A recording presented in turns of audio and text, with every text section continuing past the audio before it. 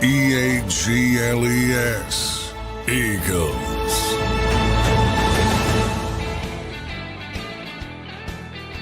Welcome in, everybody, to a Football Friday edition of Birds 365 here on JAKIB Sports. I'm your host, Zander Krause. That's my co-host, Johnny Mac, John McMullen. Give us a follow on X for me at Zander Krause and at JF McMullen for Johnny Mac. New username for me. There, went back to the normal name. Johnny Mac, how you doing on this Football Friday, brother? We wrapped up week number 2, and the final week of OTAs, 6 of 6, are now complete. 6 of 6. One more practice until the summer break, and that'll be the mandatory mini camp on Tuesday of next week. So get a chance to see Devontae Smith for the first time this year. That'll be positive, because I think, when you talk about offense and OTAs and things like that, you got to be very wary about who's there, who's not there. Same thing with defense, but in the case of the Eagles, with so many stars on offense, the first practice, it was most of the offensive line wasn't available. Devontae hasn't been it either, so you have guys like Terrace Marshall and Anaya Smith getting first team reps. Going to look a lot different when AJ and Devontae are out there. Obviously more so in the summer, but so you shouldn't panic this early is what I'm trying to say. Yeah, no doubt about it. Should be everybody back out there Tuesday. John, real quick, what's the difference between, for you at least, or for what you'll consume, what's the difference between OTAs and mandatory minicamp? Is it basically the same thing? One of them just mandatory, or is there any difference in there? Is there team meetings? Is there, what is it? Is minicamp really a mini camp, or is it another glorified OTA? No, it's a glorified OTA. You can't wear pads. You can't hit. You can't do anything of that nature. But the mandatory aspect means everybody's got to be in. So sometimes it has an impact on it. Contract negotiations first, more so rest of the league than the Eagles, because occasionally they've had a problem here and there. Hassan Reddick, if you want to go way back, Evan Mathis sticks out, but more about the attendance part of it and how guys, higher profile situations elsewhere. As I said, the Eagles have been good at it, but you can be fined if you do miss mandatory minicamp. So from that perspective, a little bit different. On field, again, the mandatory aspect of it means everybody's healthy, should be available. So that changes, because veteran players they're in and out. Sometimes they're there, sometimes they're not there. So that factors into the depth chart part of it as well. Yeah, have a chance to see the whole depth chart, as you just mentioned there, for next week on Tuesday. That is for mandatory minicamp, June 10th.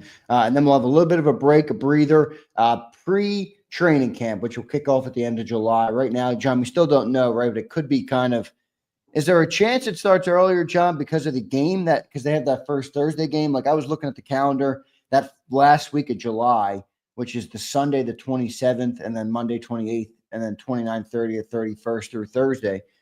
I don't know if it'd be that week, or could it be the week prior, which is the 20th is Sunday, 21st is Monday, 22nd is Tuesday. Could it be that week of July, or is it pretty safe to say it'd be that last couple of days? Well, it'll be one or the other, but I'm leaning towards July 21st, report July 22nd, because of the early preseason game. Right. That's exactly why. So if you do the math from last year, it usually works out. So I would, if I'm a betting man, I would bet they're in a little bit early, but it'll definitely be one of those 2 weeks. Yeah, no doubt about it. So looking forward to seeing the guys on the field next week for minicamp, and then a break until OTAs, as we mentioned, until the end of July. And John, once the end of July gets here, brother, it's full steam ahead into the season, man. So I'm excited for that to kick off. We will see what ends up happening between now and then, if anything at all. John, we will get into some the Eagles OTA takeaways this week. We'll get into some of the position battles, what we learned from seeing them out at OTs, if anything. But I do think we got to regroup where we are on those position battles. I'm going to talk Jahad Campbell. We'll talk a little Jordan Davis, Ty Robinson, so plenty of defensive line guys and then any other questions in the chat as well today we will take. But John, I do want to start on the breaking news in the NFL today on this Football Friday. Aaron Rodgers to the Pittsburgh Steelers. What's your first thought on that, Johnny Mac? Yeah, pretty clear Aaron wanted to play, so that was going to be the place eventually, just a matter of when he would come in. I do think, he'd rather be in Minnesota, but they went in a different direction. And, he knew Pittsburgh would wait. I get kind of amused that people, he's got to be in for OT. He's got to be. He doesn't need to be in for that stuff. So I'm a little surprised it didn't even go into more towards later in the summer to training camp. And, but they'll be better. Got to protect him at this age. But they've had some serious issues at the quarterback position. And we know Mike Tomlin's history, and maybe this gives them a chance to get more out of that 9-8, 10-6 range and get to be a more prevalent playoff contender on the AFC side, but tough to gauge because of his age. But and then I would say the meshing with Arthur Smith, which I don't like on paper, which is more of get out of the way, Arthur. Right. Back to make the comparison, because they're always made, Brett Favre, similar type of thing with Brad Childress. It was like, just, go up to the side, Brad. And they had a great season. So maybe they can rekindle that glory, at least for the short term in Pittsburgh. But we'll see how it shakes out. Yeah, for those who don't know, Aaron Rodgers is going to sign a 1-year deal with the Pittsburgh Steelers. He's supposedly flying to Pittsburgh today, so we'll see if that deal gets signed officially today. But a 1-year deal, and Aaron Rodgers heads to Pittsburgh. John, the one thing I will say about the setup there that you talked about with Arthur Smith, the offensive coordinator there, and Aaron Rodgers is Mike Tomlin is a true alpha, John, in terms of I don't think he's just going to let Aaron dictate everything. He's got cachet. He's got cachet.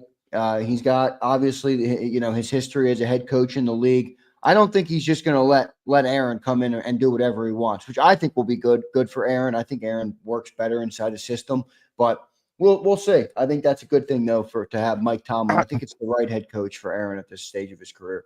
Well, I think people conflate. I agree off the field. I agree personnel wise. I agree. I'm not bringing in some of his friends because he likes them. That part of it you got to be very disciplined on, but on the field, no. Arthur Smith, get out of the way. Well, yeah. But Mike Tomlin's not going to tell him that. I just mean you're not going to let him disrespect. You're not going to let. I don't think Tomlin lets that get off the rails. Was my point. Yeah, I don't think it's off the rails. It's like one of the things I tell the story about Chip Kelly all the time. It's like, yeah, come on, it's not about you. It's about the talent. And when you have a player that can manipulate things at the line of scrimmage, you should take advantage. That's any coach. It's not just Arthur Smith. Unfortunately, ego's a part of it. And some guys can't take that step back. And we'll see how it shakes out. And then to me, the biggest part from how much does he have left physically? But I mean, obviously things didn't work out with the Jets, but his numbers weren't bad. No, his numbers weren't bad at all. But it was the New York Jets. So is that more on Aaron or is that more on that future? Well, that's what you're saying. It's right. A bad organization. I think a lot of people, thought he played poorly. He really played poorly. Complimentary game, as we always talk about from a positive side here in Philadelphia, but 3,800 yards, 28 touchdowns, 11 interceptions for a bad football team. That's pretty good. So it'll be interesting. It's always interesting. Obviously, there's Aaron's unique, complicated fella, as Mark Murphy once said. So, high maintenance. You got to deal with it. We talked about it with CJ here. Is it worth dealing with it for 1 year? Hey, try to catch that magic. Try to catch that late career Brett Favre magic. Maybe you're in the championship game. Maybe you make one run. Better than the alternative, which would have been Mason Rudolph. I would have liked Will Howard, but I know Will Howard needs some time. He's a late round pick. Obviously, he wasn't ready to go. But we'll see what ends up happening with Aaron Rodgers in Pittsburgh. I did want to update you guys on that. So another quarterback domino has fallen. Maybe the last of the quarterback dominoes. Aaron Rodgers will return next year. Johnny Mac, let's get into the Eagles OTAs, which wrapped up this week. 6 of 6 was yesterday. You were down there on Wednesday or Tuesday. Were you down there, right? Tuesday or Wednesday? Oh, the days run the Tuesday. For It was me Wednesday the prior week, Tuesday this week. Tuesday last week, Wednesday this week. Johnny Mac, what's your takeaways from OTA? Jalen Hurts, AJ Brown was out there. Obviously, all the big players, most of the big players were here. A couple exceptions, Devontae Smith, a couple other guys. Nothing to be concerned about there. But you saw 2 OTAs now, John. What are your takeaways here on this Football Friday after seeing this iteration of the Philadelphia Eagles, the 2025 Eagles, for the first couple of times down at practice? Yeah, I mentioned the sharpness a couple of times of the offense. I think it was a lot. Jalen looked a lot more comfortable this year than last year, with Kellen Moore coming from outside the organization. Now, ended up being fine by the end, so I'm not sure how much it matters, but they definitely looked a lot more comfortable. Now, I was talking to some people yesterday, and they pointed out, well, there's also a lot of upheaval on the defense. So they looked, they're just learning and trying to get young players in and trying to get them up to speed. So, but we only see it's very incomplete picture, 33%, literally. Of what we're able to see. So the vast majority is like the ocean, uncharted territory.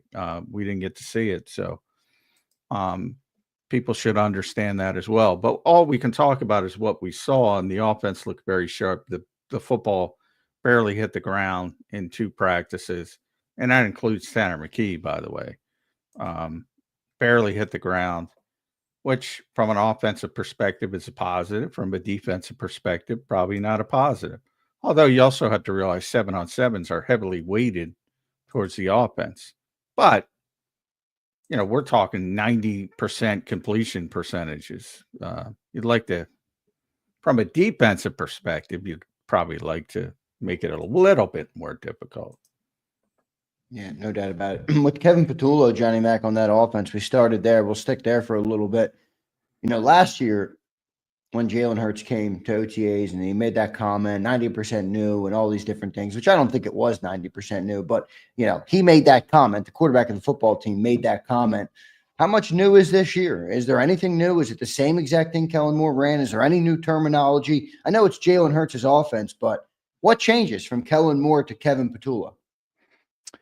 I don't think much. We asked him, because he knows he probably misspoke a little bit. We asked him about the terminology. There's probably little differences, but more of retreating back to what it was before than anything else. Probably nothing that Jalen's unfamiliar with. So I think from that standpoint, I think ultimately now there's a large enough sample size to know to call it. The Eagles call it the Eagles offense. You call it the Jalen Hurts offense.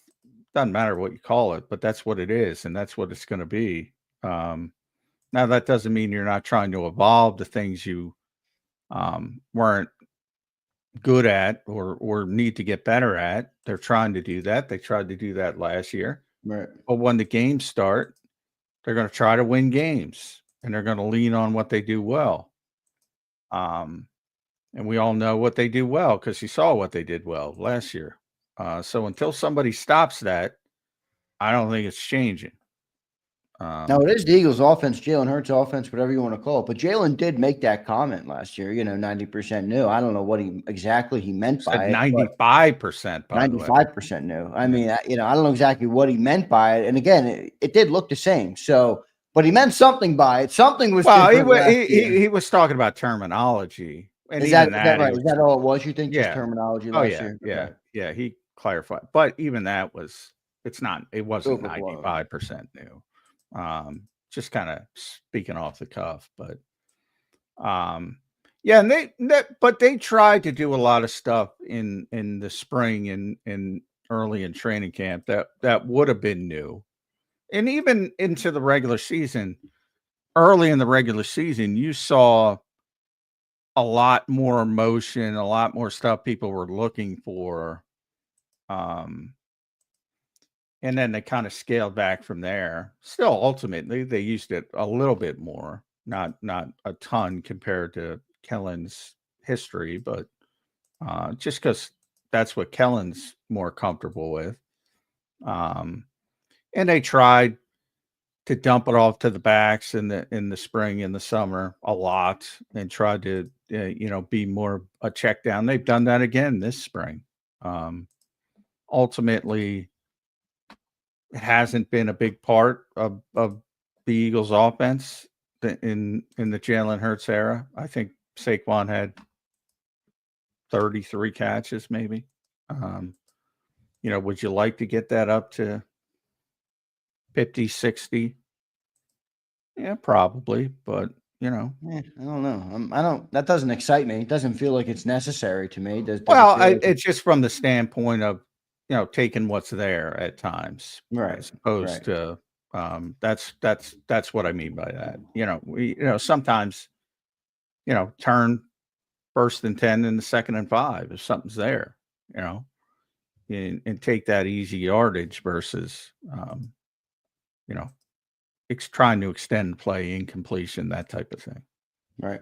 So offense looking sharp so far, Johnny Mac, through the first couple of OTAs, or at least the only 2 OTAs you saw. The 6 are now completed. What about that right guard spot, John? Anything changed there, or does it still feel like that's Tyler Steen until he's unseated by one of the 15 offensive linemen who are on his tailpipe, Johnny Mac? They signed another one this week.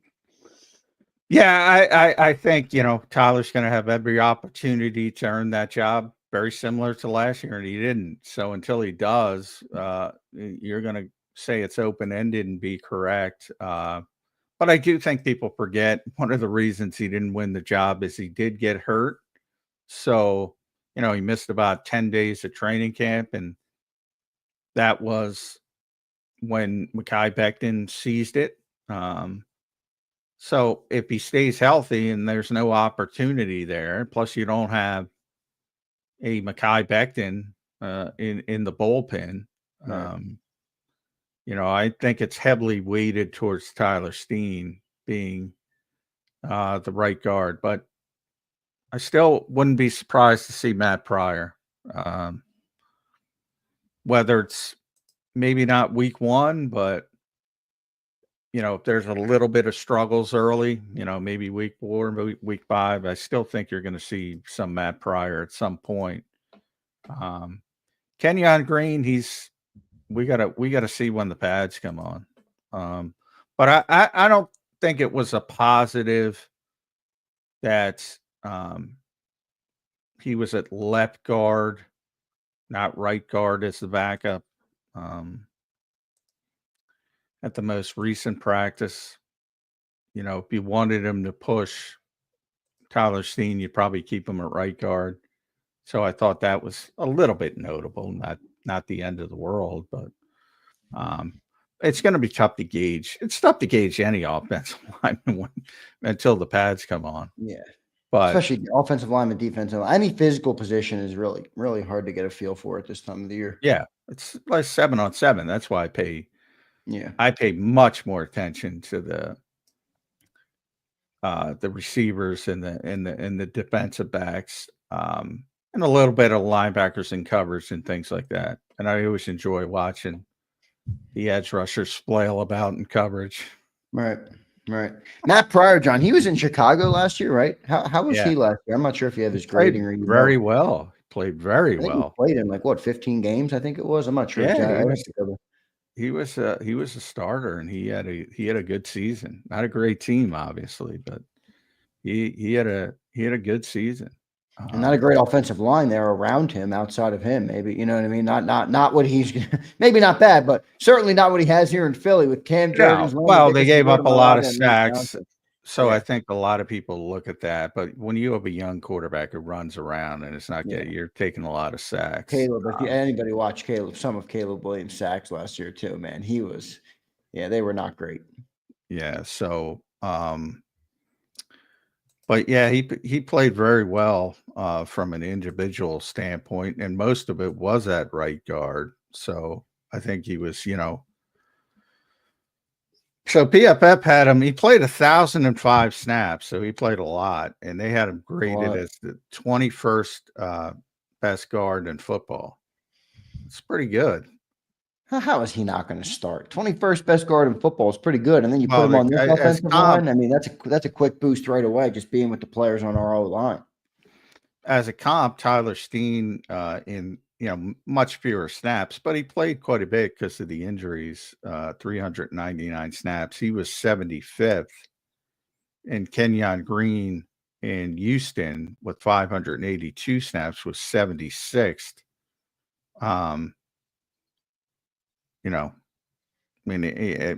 You think about it from the perspective of there's 32 starting offensive guards in the NFL, and he's 21st.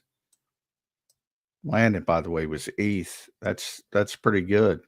That feels low for me for Landon. I feel like Landon was higher than that, but maybe that's. Oh, remember, he was playing hurt a lot. Oh, that's right. Yeah, so that probably docked his grading a little bit because each play. Yeah, I remember the one game where he played or it was a playoff game, I think, where he was super banged up and he was trying to get across to make a block, and you could see he was struggling to get across. But there's a lot of context to football, man. A lot of context, right? And I try to point it out when we talk about PFF, but they're not taking into account injuries, guys playing through injuries. So he probably would have been 1, 2, 3 somewhere up there if he were completely healthy. But 77 guys were played enough to be ranked, and Tyler was 75th, and Kenyon was 76th. Yeah, out of 77. I think Matt Pryor is going to win that job, but we will see what happens there. John, you mentioned that you look at the wide receivers, the tight ends, the running backs at 7-on-7 a lot. So let's start with tight ends, John. We have our resident Harrison Bryant fan. How'd the tight end room look outside of Dallas Goedert? Well, you can talk about Goddard too, but obviously they brought in Kylan Granson, Harrison Bryant. You got Calcaterra coming back with Dallas Goedert. Actually turned out to be a pretty good tight end room with the return of Dallas Goedert. What did you see there through the OTAs you saw this? Is our Harrison Bryant guy? Is he here? Yeah, I'm not sure if he's here. He normally shows up, so he'll be here at some point, but it might be a little early for him. I don't see him yet. He was he was wearing a McMullen's suit the other day. Mac was all over him. The rookie corner. Oh no! From you telling me he was getting Harrison Bryant was getting locked down by McMullen's? Well, he should. And in fairness, the Eagles did that's a cornerback. He should be locked down by a cornerback, but he was locked down. It looks as advertised. Conlon's a little bit better of a receiver, and Harrison will probably show up more when the pads come on and it becomes more physical. But yeah, the Eagles, Dallas Goedert turned that into a strength overnight when both sides were able to work things out, and he had the play of the day we talked about. But that's the thing. They did this very tight end heavy 7-on-7 session. So, Calcaterra was able to, and you're trying to create matchups and do things. And so, there again, practice is not a game. So you're trying to work on things, and they were clearly trying to work on the tight ends against some guys like McMullen's and guys that are going to be a little bit more difficult to shake. And Dallas is great. Can't say enough great things. And the other three, okay. Conlon's probably the best. I would say he looked the best. And it's more receiving oriented than anything else. I don't know. The best of the bottom or even better than Calcaterra? Yeah. Wow. Yeah. Okay. So do you think Calcaterra could get unseated as the 2 or what? I don't think so because the Eagles like him, but Yeah, I that's think what I it mean. should be more of an opening. I haven't seen Football enough. is not always a meritocracy, Johnny No, Mac. it isn't. It isn't. And it's it's Calcaterra's final year of his rookie deal, so it's not like he's here either for the long term. But the Eagles seem to like him, and I would still lean heavily towards him being the second tight end. And then it would be between Granson and Bryant to be the third tight end. I can't imagine him keeping 4. They might not even keep 3 on the roster. They didn't keep 3 on the roster last year early. And they kind of manipulated it by keeping guys on the practice squad, elevating them early in the season. Right. So they could even go that direction. But yeah, I think they should be pushing Grant a little bit more. Well, we'll see if that develops. Do you think a trade is still possible in that room? I mean, S. Blount brings this up, and before we had the Goddard stuff dealt with, they were talking about, I mean, at least it was speculated in the media because they didn't have anything under contract, that they would make a move potentially for a guy like Michael Mayer, who's now behind Brock Bowers, or, there's a couple other guys, maybe like a Darnell Washington in Pittsburgh, who's got Freiermuth in front of him. So do you think they would still do this? Because the reality is they do have a bunch of one-year guys at tight end. Maybe they're not looking for the succession plan right now, but do you think they could still trade for a tight end, maybe if they're not satisfied by Granson and Calcaterra at 2? No, I think they got plenty of backups. I mean, they're already satisfied with Calcaterra as tight end too. So I'm not, but they are. Yeah. I well, think maybe you push Calcaterra to 3, and then you have a succession plan and a guy like Michael Mayer for after Goddard, Yeah, I think you should pay note of what Howie said about day 3 draft picks. If you saw the video in the war room of their passion meeting, he was like, we can find backups anywhere. He was telling the guys that, find somebody with traits, find somebody who has a ceiling, find somebody who can become a starter. I think that translates. Now he's talking about the draft, but I think that translates to positional players. Like he's of the belief that we can find backups, and they have a lot of backups. They have more backups than they've ever had at tight end, capable NFL backups. So no, and the Mayer stuff, I mean, yeah, that was pure speculation. Yeah, all Because speculation. if Dallas was not going to be here, first of all, I said it at the time. I don't know why Las Vegas would want to trade him. Because everybody plays 12 personnel a lot. Right. You need 2 tight ends. He's under a rookie deal. So, I mean, and there's other things that can factor in. Is he unhappy and stuff like that? But I don't know. Not being out in Vegas covering the Raiders. Maybe Brandon Hunt's out there. Maybe I can tap into him. Yeah, right. Former Eagles personnel guy. So is Anthony Patch. I don't know why they would want to trade him, but no, I think the Eagles are just going to run it with Dallas one more year and then, fix that position long-term in next off season, probably in the draft, but we'll see how that shakes out. If I forced you to put a percentage on the chance that Dallas Goedert is here after this football season, what would you put it at? 10%, maybe 15, because he really likes Jason Michael, the tight ends coach. Really has a good relationship with him. Maybe I'll bump it up to 15. 15%. Yeah, all right, that's pretty low. So we're based on that. When you ask, same thing with Josh last year. I mean, Josh Sweat. When you ask a guy to take a pay cut, they can put on the smile and they can put it in. Dallas did. That is not something that is forgotten easily. So, it's the best situation for him in the short term. He wasn't a free agent, similar to Josh last year, so they don't have a lot of leverage. Yeah, I don't put it as a high percentage that he will be back. John, let's move into wide receivers here, talking about OTAs, recapping the Eagles' 2 weeks of OTAs that they had in these last 2 weeks. What stuck out to you at wide receiver, man? AJ Brown there for both days that you guys were down there. Impressive. A guy, making $32 million, a guy that really doesn't have to show up. We all know how good AJ Brown is, but still shows up there, which is I think pretty good. What'd you see at the wide receiver room, John, in the 2 OTAs you attended? Yeah, AJ's there, and it's a good thing from a leadership perspective, but he didn't work. I don't think he worked at all in team drills. If he did any, I missed it. So he was just doing individual stuff. Right. I still think it's cool, John, for like young guys, that come in and see a guy it is of his gravitas. I mean, whenever there's a superstar, I go to the superstar. That, you know what I mean? Like they light up the room. So I think from that perspective, it is a good thing to have a guy like AJ Brown out there.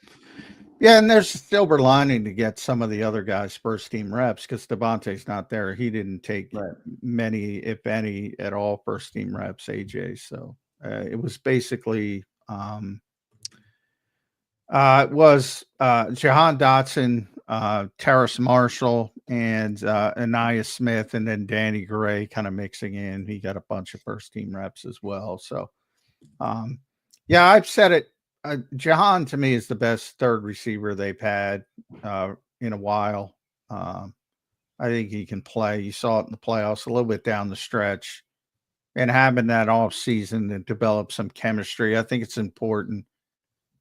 Jalen's got to trust you, and I think now he trusts him. So I think it'll be better with Jahan Dotson. Not that he's not going to get the ball a ton, barring injuries to AJ or Devontae, but he proved when the ball comes his way, he will make plays. And that's what the Eagles are looking for at that particular position.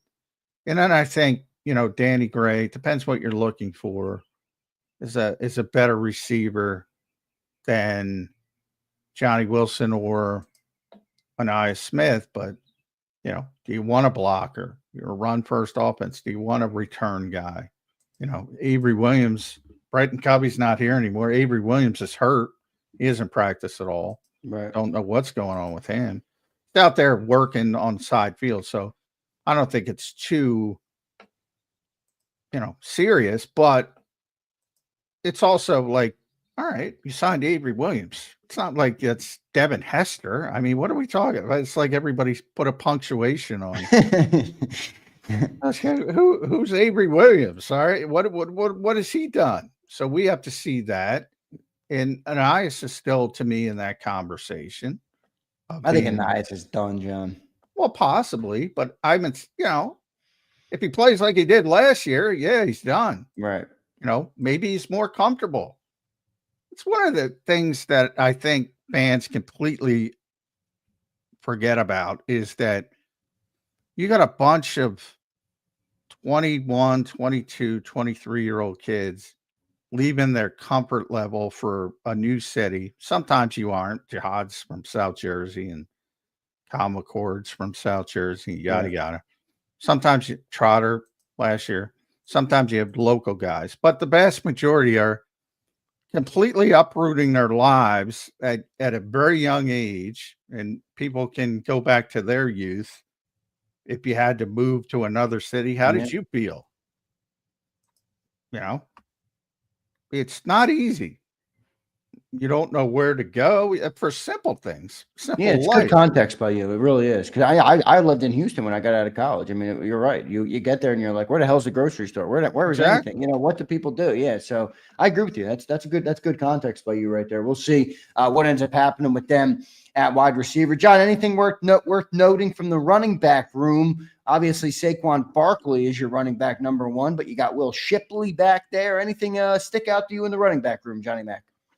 Yeah, H.A. Dillon's quads.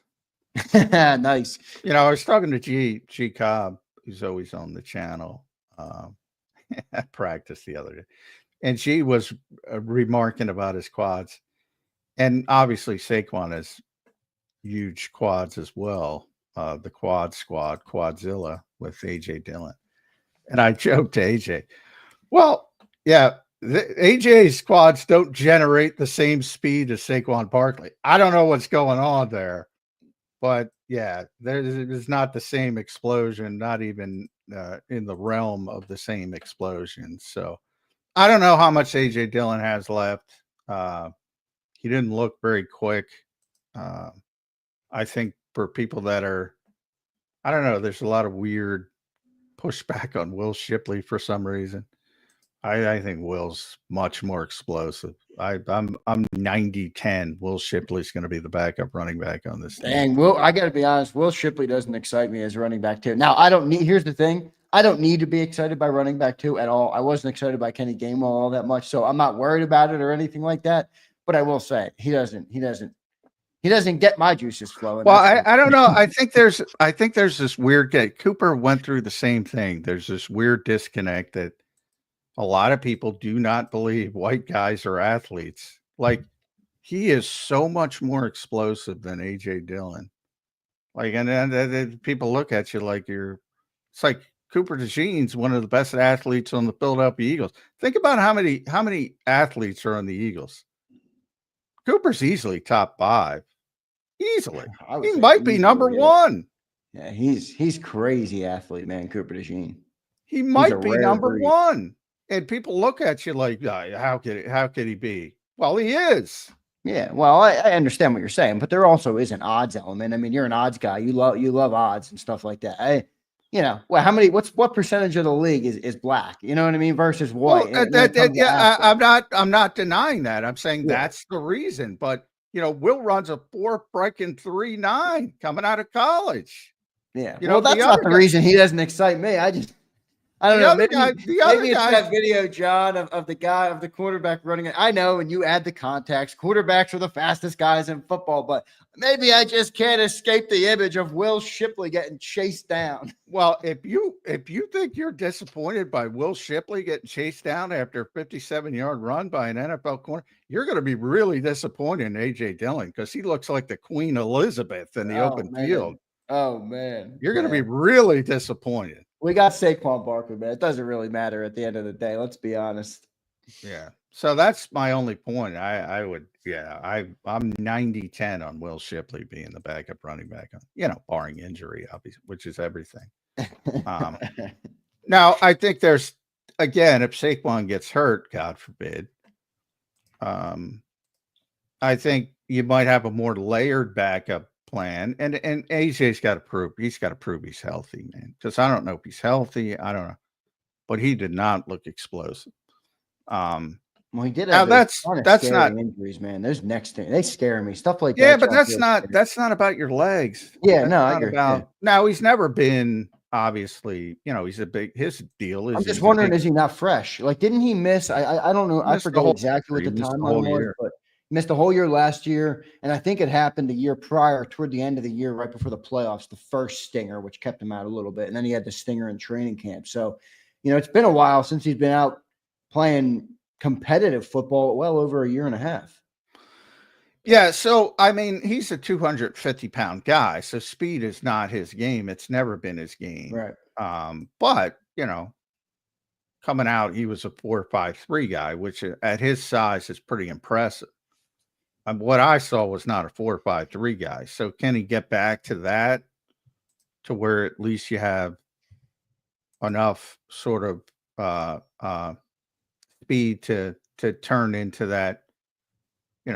I covered Leroy Horde for those old. Leroy was a great guy. He had a great career, one phenomenal season as a second running back to Robert Smith, who we talked about yesterday with Jeff Kerr. And the joke with Leroy was, if you need 2 yards, I'm going to get you 3 yards. If you need 4 yards, I'm going to get you 3 yards. He was being self-deprecating because he had a great season that year. But that's sort of like AJ Dillon. That's what he is. He's a big, powerful back.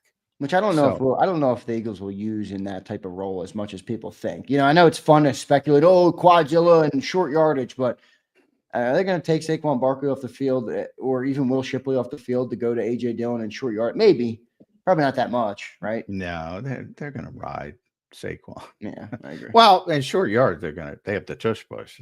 I mean, they're gonna, really short yardage. They're gonna still use that, but not gonna use any of the running backs. But yeah, I would say more susceptible, and that's what I was trying to say. It might be a more layered situation than it was last year. Like Kenny's the backup. This year, if they need, a backup for Saquon, it's going to be Will. But if Saquon sprains an ankle and they need a 20 carry guy, it might be AJ. If he's more capable of handling, I would say, a larger workload.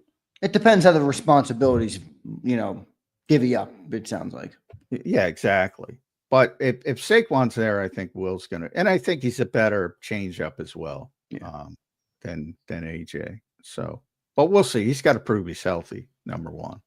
There you go. Brian Fleming checks in. First super chat of the day. Thank you, Brian. Does A.J. Dillon replace J-Mac's favorite son, BVS? No, he's not a fullback. You are a Ben Van Sumeren guy, though. Yeah, but I was a Ben Van Sumeren. I'm pissed off they moved him from linebacker. I thought he had a chance to be a good linebacker. Like fullback, all right. He did a good job. He had like 22 snaps before he got hurt, and he did a really good job. If you look at those 22 snaps, and he played fullback. For those who don't know, he was a running back in college when he went to Michigan, before he turned to defense. So he's got some history playing running back. But no, this assumption that Saquon Barkley and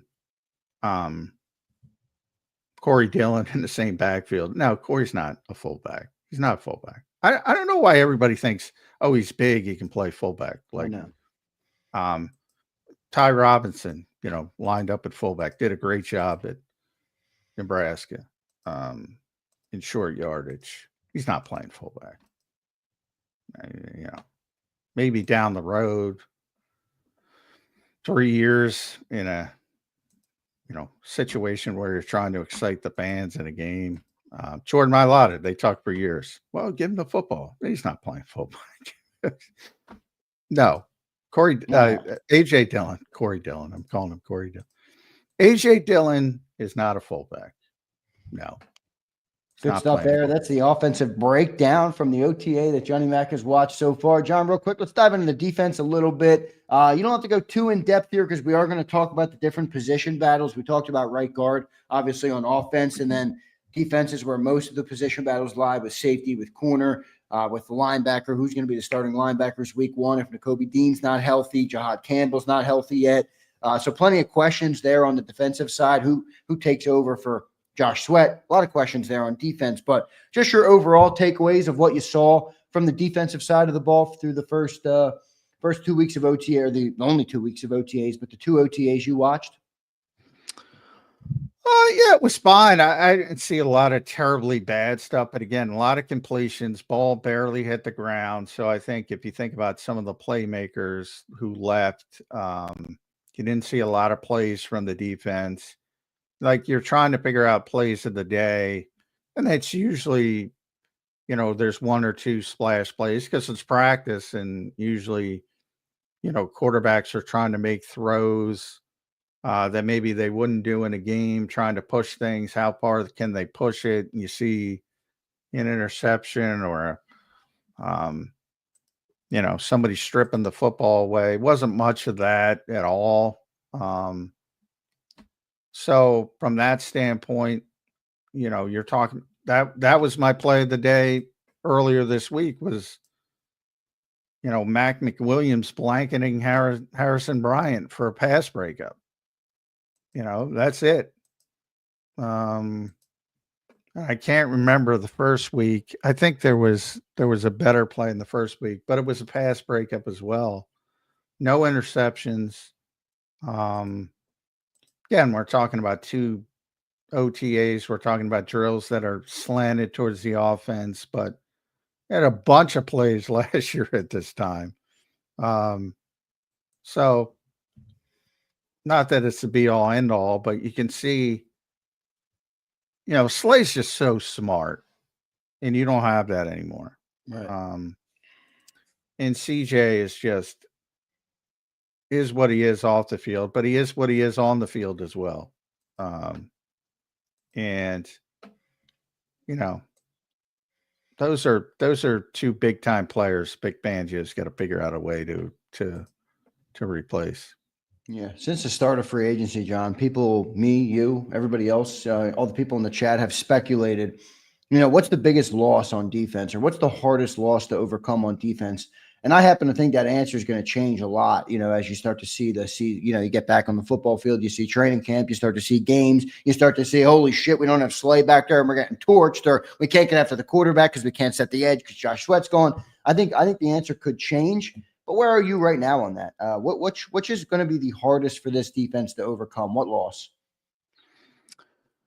Boy, there's so many. Which is the hardest to overcome? I think it's going to be Slay. Yeah, I would go Sweat or Slay. Milton, I think at least you have somebody who at least I'm high on, and Moro Jomo. I don't think he's going to be Milton Williams, but I think he's going to be a capable player. You got bodies at corner, and interesting. I think if they put Cooper outside, but that isn't what they're trending to do. I think that would help. But doesn't look like Vic wants to do that. Maybe forced to do it. But then you got to find somebody to play the slot. And there's no obvious candidate there unless you want a bunch of moving chairs and Makuba plays the slot and Sidney plays safety, yada, yada, yada. So you can make an argument for everybody, but I would make the argument for Slay. And then there's the off the field stuff too, which I think is important. Right. I think he's going to be very difficult to replace. Good stuff there, Johnny Mac. Anything else on the defensive side of the ball? I see a couple people asking in the chat about, Dory Jackson, Mac McWilliams. A lot of people are interested in that secondary, John. It's going to be an interesting one to see how it shakes out, who Vic goes with, what player maybe rises up and steals the job or takes the job or earns the job, whatever word you want to use there. Any other takeaways on the defense before we get to our first commercial break? We got plenty to talk about in hour number 2. Yeah, I think Dory's going to play a lot. What that looks like, at worst case scenario, it's going to be in an Isaiah Rodgers like role where he's going to be on the field a decent amount. And it could be the starting right corner at the upside. And I think, he brings some veteran stability, good player in his prime. Not a great player, but when you have so many young people, for all the talk about all the success of the young players, and a lot of people say, "Well, just do that again." I mean, well, they still had Slay, and they still had Brandon, and they still had, even to a certain degree, some veteran leadership from Warren Burks, who ultimately ended up playing. CJ was a veteran player. They had guys sprinkled in there. Now, if you start talking about Quignon year 2, Cooper year 2, Kaylee Ringo hasn't really played yet, Sidney Brown, who hasn't really played yet, Andrew Makuba, who's a rookie, Jahad Campbell, rookie. Yeah, it's looks like they're going to take a step back. The question is how much of a step back. They're going to take a step back, but because it's hard not to from how they performed. Yeah, I mean, I saw somebody talking about this, John. They were like, the defense was better than the offense last year, and they bring back all the offense and not the defense. And while I agree with that sentiment, I will say this: if the Eagles had every single player that they had last year return to the team this year on defense, they still would have a very uphill battle to do what they did last year. Yeah. Well, that's what I was about to say. They could have ran it back, and they weren't going to be as good. That's just the nature of it. They set records last year. They were an unbelievable defense by every metric. That's a very hard thing to repeat or do again, even if you bring back all the same dudes. But to the point of, they brought everybody back on offense and they lost a bunch of guys on defense. Remember, the contract situations were already entrenched with the vast majority of those offensive players. Long-term deal for Jalen Hurts, long-term deal for Saquon Barkley. They gave him the extension, long-term deal for running back because of the season he had, but he was under contract. Lane under contract, Jordan Mailata, Landon Dickerson. Cam was the first guy of the extension parlay that's coming. But who are the next guys? Jalen Carter, Nolan Smith. Then it's Quinyon Mitchell, Cooper DeJean, all defensive guys. Right. So it's changing. You just got to be a little bit patient. Yeah, the seesaw might change. The pendulum will swing. We'll see how it all shakes out. A couple more super chats, then we'll get to our first commercial break. Appreciate everybody watching this morning on a Football Friday. Another week closer. And here you go, everybody. 90 days away from the banner drop at Lincoln Financial Field, where the Eagles will host the rival Dallas Cowboys for week 1, September 4th. Just 90 days, man. That's crazy to me. 90 freaking days. East Coast Rico checks in. What's up, East Coast?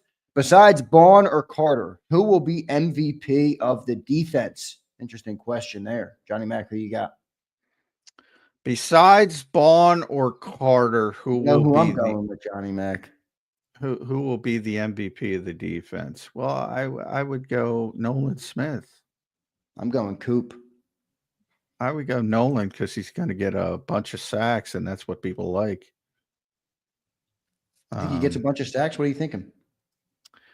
Well, if he plays, if he's healthy, I think he's going to get double digits. For the sake of the combo. You think double digits? Yeah. Oh, yeah. I mean, if he plays 17 games, yeah, I think he's getting double digits. Yeah, so I think from that, it's just easier for rushers. Just easier. People value that. Cooper's a great player, but it's all people are talking about him. He didn't get his first interception until the Super Bowl. And he, even Quinyon didn't get a lot of interceptions. He was in position, but I don't think Quinyon had one until the NFC title game, right? Yeah. So he dropped a couple. He dropped a lot. That was like a working joke. And he didn't have the greatest ball skills yet. Clear why he became a cornerback at a young age, right? Yeah. Hopefully that gets better. But and people recognize they were having great years, but there was still that sort of stigma. It's just easier for edge rushers. Nolan at double-digit sacks would be very exciting. I'm going to go Coop because I think he's the Swiss Army knife that keeps the secondary together. Jack Dwight checks in. What's up, Jack? What are the terms of the conditions of the Huff trade? It's a good question, John. I don't think we've gotten them yet. Do you have an update on that? Yeah, it's a 5th-round pick that could turn into a 4th. Now, I've been told it's tied to performance, which surprises me a little bit. I thought it would be tied to her playing time, but we'll see. That part I don't know. We'll see how it is. If it's tied to performance, I think it's better for the Eagles, believe it or not. If it's tied to playing time, I think it's worse for the Eagles. If that makes sense, because I think he's going to be a part-time player there. So he'll probably play like 500 snaps or somewhere around there, but he might have 8, 9, 10 sacks. Right. So that's why I think it's better for the Eagles if it's tied to performance than playing time. But it'll probably be a 5th-round pick. I would count on a 5th-round pick. Yeah, we'll see what the conditions are once they come out. Jack, thanks for the super chat. Thanks, everybody, for the super chats today. Hit that like button for us on the show. We appreciate all you guys being here. June 6th edition of Birds 365, all through the offseason.